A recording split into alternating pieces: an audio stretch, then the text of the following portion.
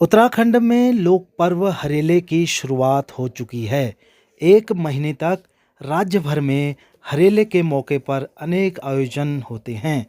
हरेले की मुख्य थीम प्रकृति को पेड़ लगाकर हरा भरा रखना है।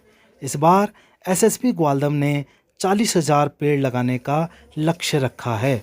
हरेले के मौके पर एसएसपी ग्वालदम के डीआईजी श्री अनिल कुमार शर्मा ने कृषि विज्ञान केंद्र की डॉक्टर हिना कौशर की मौजूदगी में मियावाकी तकनीक से वृक्षारोपण किया गया।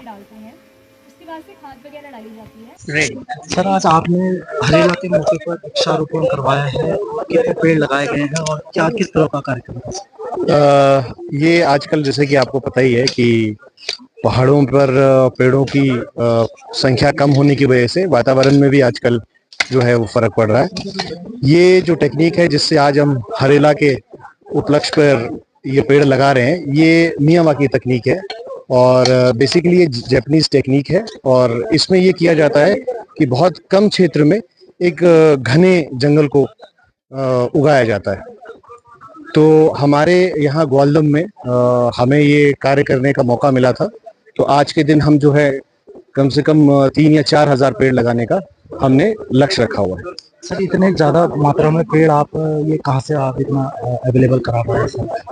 और किन किन लोगों का सहयोग मिला है? इसमें जो ये तकनीक को जो चलाया जाएगा, जो इम्प्लीमेंट करना है, इस तकनीक में हमारे कृषि विज्ञान केंद्र की हिना मैडम है, उनके द्वारा जानकारी दी गई। इसमें पहले प्रैक्टिकल्स हुए थे, क्लास हुई थी और आज इसका जो है वृक्षारोपण किया जा रहा है इस तकनीक से।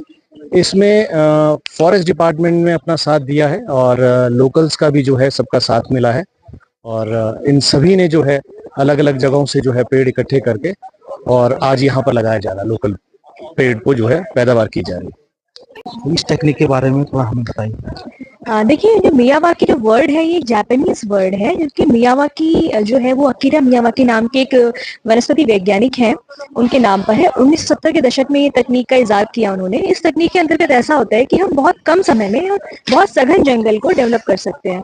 तो इस तकनीक के अंतर्गत ऐसा होता है कि हम पर मीटर स्क्वायर में 3 से 4 प्लांट्स हम लगाते हैं, वो भी रैंडम तरीके से लगाते हैं और डिफरेंट टाइप के प्लांट्स लगे। एक ट्री लगाया, बड़े साइज का आकार का पौधा भी लगाते हैं, छोटे आकार का पेड़ भी लगाते हैं, झाड़ी नुमा पौधों को भी सिलेक्शन करके इसको लगाया जाता है। प्लांट सिलेक्शन में ऐसा होता है कि हम यहाँ का जो लोकल फ्लोरा है, अगर हिमालयन क्षेत्रों की बात करें तो यहाँ पे जैसे कि यहाँ पर चीड़ है, बांज है, देवदार है या फिर काफल है, बुराश है, तो इस प्रकार की जो बहुत सारे जो लोकली अवेलेबल आपके प्लांट्स हैं, ट्रीज हैं, स्पीशीज हैं, उनका सिलेक्शन करते हैं और उन्हीं की हम प्लांटिंग यहाँ पे कर रहे हैं एसएसपी के इस ग्राउंड में। और सिलेक्शन करने के बाद, प्लांटिंग करने के बाद से 2-3 तकनीक इसमें और अपनाई जाती है। जैसे कि सघन प्लांटिंग कर दी है, प्लांटिंग करने के बाद इसमें एक मल्चिंग करी जाती है। मल्चिंग के लिए हम पुआल वगैरह का इस्तेमाल कर सकते हैं।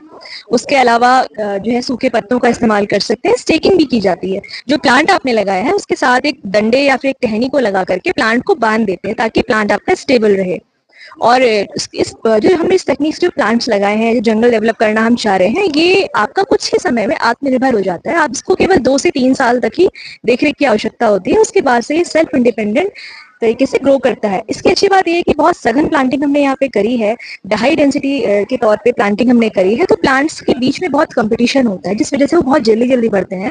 और हमने ये देखा है कि 20 से 30 साल में एक बहुत वेल डेवलप सघन जंगल हम जो है इससे डेवलप कर सकते हैं इस तकनीक के द्वारा। Thank you.